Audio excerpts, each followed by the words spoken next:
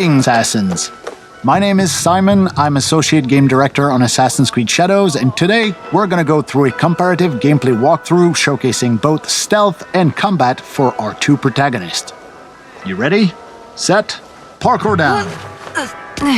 We start off playing as Naoe as she approaches Nijo Castle in the city of Kyoto.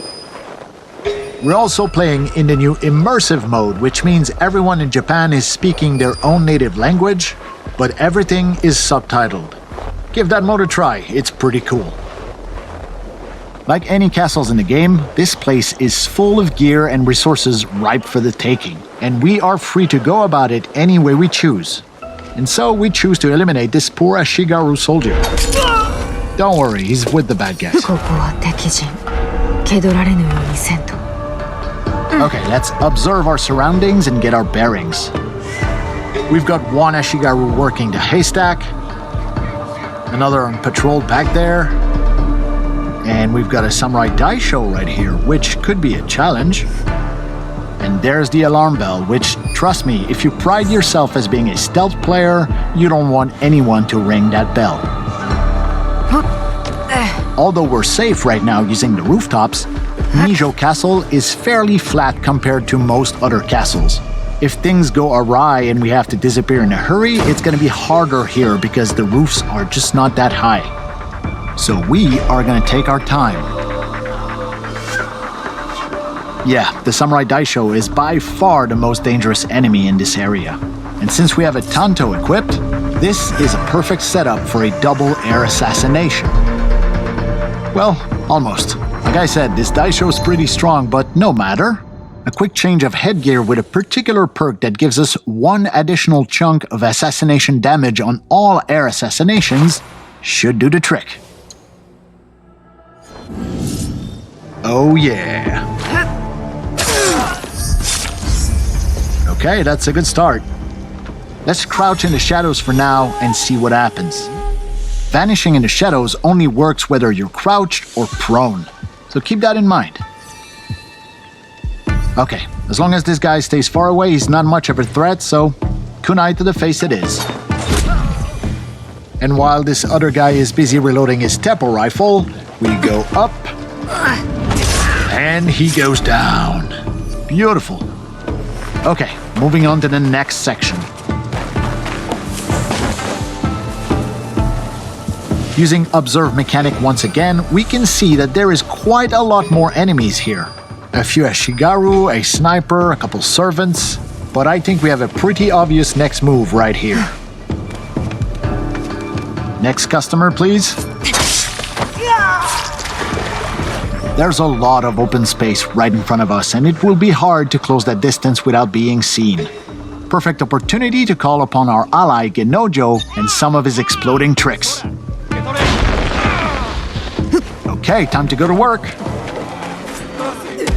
Tanto and Hidden Blade combo, baby. Oh, looks like we spooked a servant here. Now, these guys won't really fight back, but if they spot you, they will try and find some reinforcement and bring them back to the area they saw you in. But since we have no intention of staying here, this guy is not an immediate threat. So let's just use Eagle Vision and scout the house ahead. Orange are servant and red means military archetypes. Let's make the most out of the shadows here and go around the problem rather than through it. We're probably bypassing a whole lot of loot opportunities right now, but it's the Samurai Daisho we're after, and so it's the Samurai Daisho we're gonna get. Wait, is this guy gonna... No. Okay, we're good. Now, about that Samurai Daisho. Let's use a high-risk tactic here. We're gonna whistle him over to attract him to this shoji door, and using the katana... This is guaranteed to get attention from the outside, so let's disappear out of view and see if anyone shows up. Never stood a chance. Come on, it's cool to be a shinobi. Alright, quick use of the grappling hook to get back to the rooftops. Oh, somebody saw us. Down, boy. And with two sections of Nijo Castle cleared for now, let's make our way towards the Tenshu, which, if you don't know, Tenshus are the biggest, tallest, most impressive structure in any Japanese castle. Word of caution though, the area at the base of any Tenshu is generally very well guarded. This is where the good stuff is. But Simon, I hear some of you say, we know already about Naoe's cool Shinobi assassin moves. What we want to know is what, if anything, does Yasuke bring to the stealth experience? Fair enough, let's take a look at Yasuke. Same city, same castle, different season, different character, different save file. For all intents and purpose, we're restarting the whole thing using Yasuke with a purpose-built stealth and archery setup. Worth pointing out that we're not using his typical samurai armor here. Clearly not as nimble as Naoe, Yasuke still has a pretty respectable amount of traversal skills as long as we read the world differently than we do when we play Naoe. And aiming at his Ashigaru soldier with predictive damage, we can see that he's gonna survive this shot although his armor's gonna break. Switching to silent arrows bypasses armor and guarantees the kill. You never saw it coming.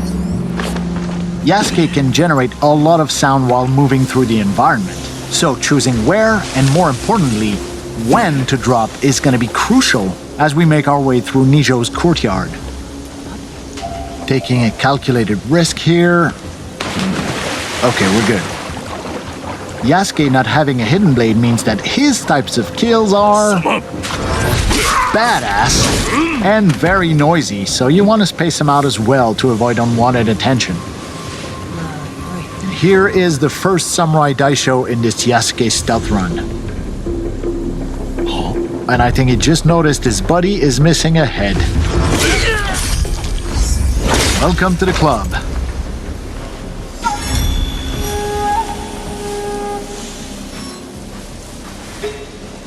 Oh.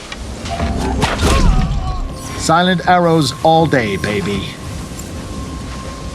Oh, and here's a little pro tip. Yasuke's arsenal of weapons mostly relies on the same type of stuff that most samurai would have stockpiled in military setups. So little guard towers like this are always full of arrows and bullets for Yasuke to plunder, making his particular stealth playstyle much more generous than Naoe's more limited and cautious Shinobi tool approach. Now Yasuke does have the ability to climb, although his vertical leaps are more limited than Naoe. Similarly, we can reach most high points like this and use the observe mechanic to tag people, get our bearings, and find where our next objectives are. Yes, he's a lot bigger and a little slower than Naoe, but once you get a hang of his controls, Yasuke is a lot of fun. Ooh, let's use pro navigation here and avoid being seen. This allows us to stay hidden while on the move, just like Naoe does. Okay, for the section up ahead, we're gonna call in our second ally, the poison specialist Oniyuri, who has the ability to put multiple enemies to sleep.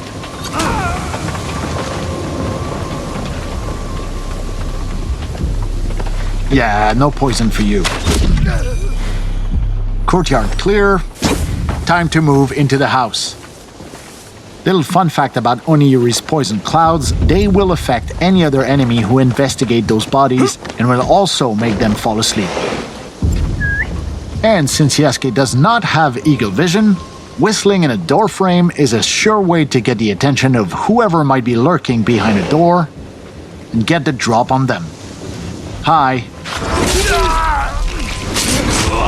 We previously saw with Naoe that this house during winter is full of people, but here in summer during broad daylight, there was only one samurai guarding a tapestry, which will look infinitely better in our own hideout. Your move, buddy. Yeah, that's a good move. Okay, moving on to the next section here. Hold on, we're gonna get some elevation first and get our bearings. Let's use this crate here. And let's get a feel for the neighborhood. Let's take down the alarm bell just to be safe. Because I can't shake the feeling that stealth with Yasuke might be coming to a close here. Okay, we have their attention now. Now, we're not wearing the most efficient armor for an open fight, so we're gonna switch the Yumi bow for the Kana bow. That gives us a much better insurance policy in an open fight like this.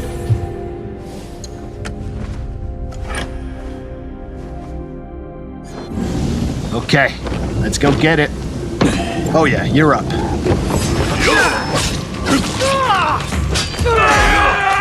That's one down. Here. That's two. Whoa. Yeah, you should have made that shot. That is three down. And I think it's Kanabo time, baby. This thing hits hard, but it is slow, so we have to be precise here. Give me some space, will ya? Next few hits are gonna be critical here. Oh. Backbreaker ability. Nicely done here. Now, each area in this castle is its own little gameplay pocket. So as long as no one rings the alarm bell, it means that other nearby pockets will not interfere, even when we opt for open combat like this. Time to switch back over to Naoe and see what a more aggressive open combat playstyle looks like with her. First thing first, we gotta switch up our loadout and use perks that are more conducive to that playstyle, such as this headband that allows us to vault over an enemy when we sprint at them in open combat. Let's switch up our outfit as well while we're at it.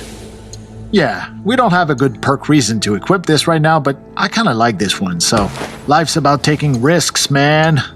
And we're also going to swap the Tanto Hidden Blade combo in favor of the more versatile Kusarigama.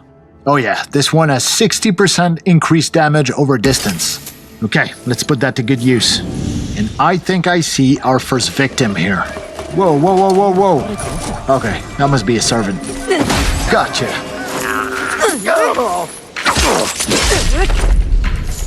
One more for good luck. Ah, where did that servant go? Second target acquired.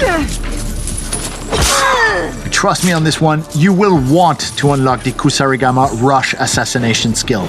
You can quote me on that.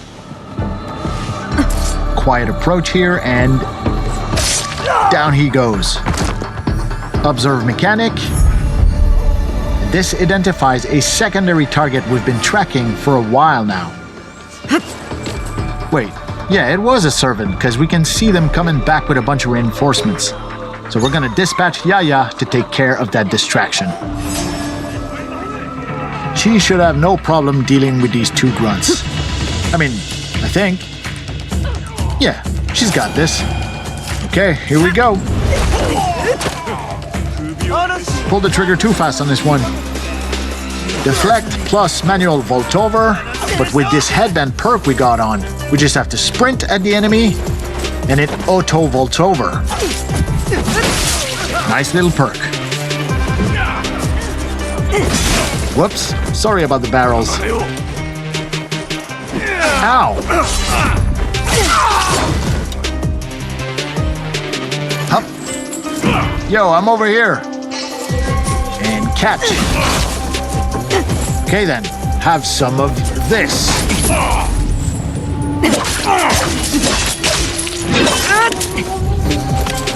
Hey, Yaya comes in with the assist. Okay, we're gonna deploy some tricks here. Can't assassinate him in smoke, but he won't see this coming either.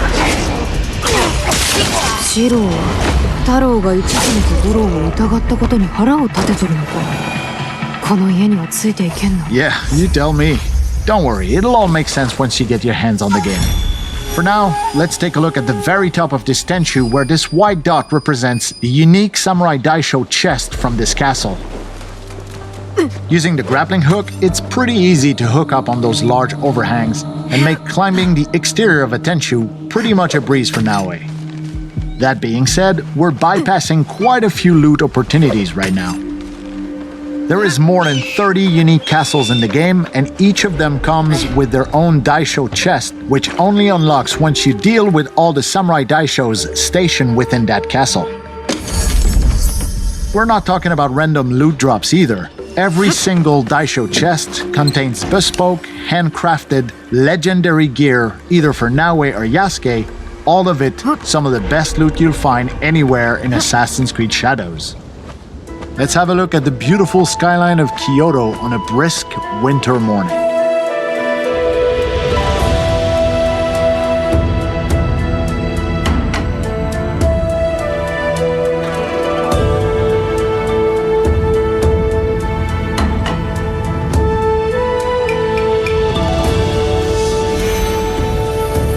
Using the observe mechanic on top of a synchronization point like this will reveal nearby points of interest.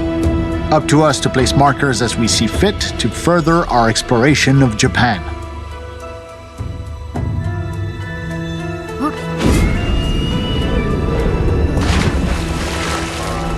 Okay, so we've seen both Naoe and Yasuke's stealthier sides, and we've seen what aggression looks like for Naoe. Now, let's switch over to our samurai and see what we can muster from a full frontal aggressive assault with Yasuke. Once again, it's time to shake up our loadout with much more aggressive weapons. Okay, first we're gonna pick the Naginata here, which is excellent for crowd control. And because stealth will not be an option here, let's use the Teppo rifle for maximum range efficiency as well. We expect stiff opposition here, so using a full-on armor set with a perk that allows Yasuke to parry unstoppable attacks makes a whole lot of sense. And to literally cap it off, a matching samurai helmet with a perk that deals 50% damage on parries. Look, I don't want to jinx it, but I think we got this. Okay, are we ready? Knock knock. Yep, you're done. Oh ho ho ho!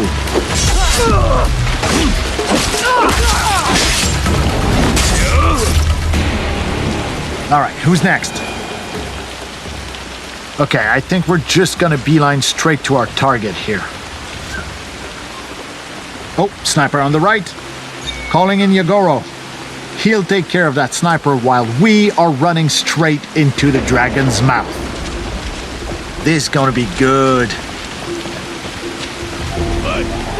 Hello, Takahashi Shiro. We've been looking for you. Come on, what you got, big man? Right, we can parry these. There you go. No, you don't.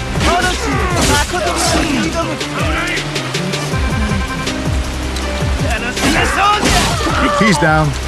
It's you and me, pal.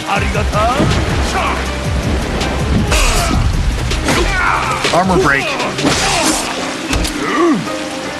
So now that he has no armor, we're chipping away at his health. And here we go.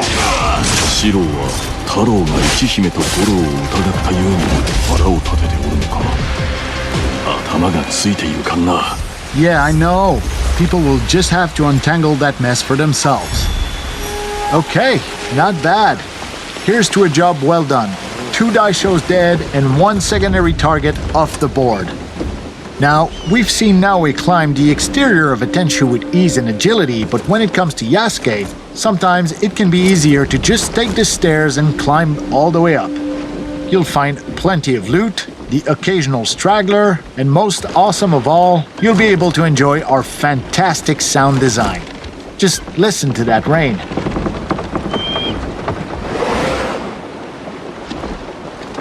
It's awesome. Okay, up the ladder and onto the last floor here. There's the same Samurai Daisho chest we previously talked about. That delicious handcrafted legendary gear. And before we leave, please allow me to indulge myself and take one last look at the beautiful city of Kyoto and its mountainous surrounding landscape during the bountiful summer months.